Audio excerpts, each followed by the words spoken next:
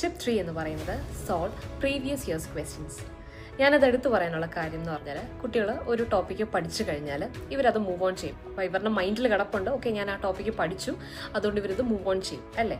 So ശരിക്കും പറഞ്ഞാൽ topic വ്യക്തതയോടെ പഠിച്ചിട്ടില്ല എന്നുള്ളതാണ്. അതെന്തുകൊണ്ട് ഞാൻ പറയാൻ കാരണം എന്ന് പറഞ്ഞാൽ, ഒരു ടോപ്പിക്ക് പഠിച്ചു കഴിഞ്ഞാൽ അത് നമ്മൾ ക്ലാരിറ്റിയോടെ പഠിച്ചിട്ടുണ്ടോ എന്ന് മനസ്സിലാക്കണമെന്നുണ്ടെങ്കിൽ അതിൻ്റെ ക്വസ്റ്റ്യൻസ് നമ്മൾ ചെയ്തു നോക്കണം അല്ലേ.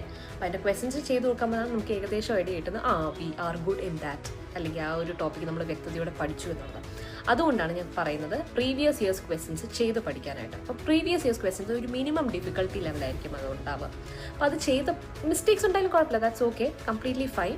പക്ഷെ അത് ചെയ്ത് കഴിഞ്ഞ് കഴിഞ്ഞാൽ നമുക്കൊന്ന് കുറച്ച് കോൺഫിഡൻസ് ബിൽഡ് ആവും, പിന്നെ ഏകദേശം നമുക്കൊരു എക്സാം പാറ്റേൺ എങ്ങനെയായിരിക്കും എന്നുള്ളത് മനസ്സിലാവും. അതുകൊണ്ടാണ് ഇത് മസ്റ്റായിട്ട് ചെയ്യണം എന്ന് ഞാൻ പറഞ്ഞൊരു സംഭവം. Okay, so that's about tip 3.